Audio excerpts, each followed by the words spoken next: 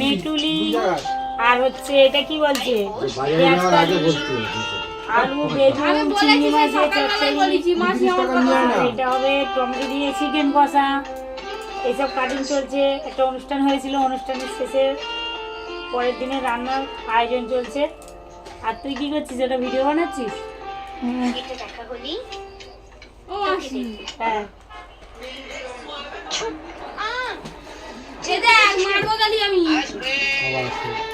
আর কে কি করছে দেখ, এরপরে একজন বই দেখছে, ওপরে একজন ফোন দেখছে, একজন ফোন নিয়ে হেলা নিয়ে রেস্ট আছে, আরেকজন অর্ডার করে যাচ্ছে, আরেকটা এটা শুয়ে আছে। I am tired.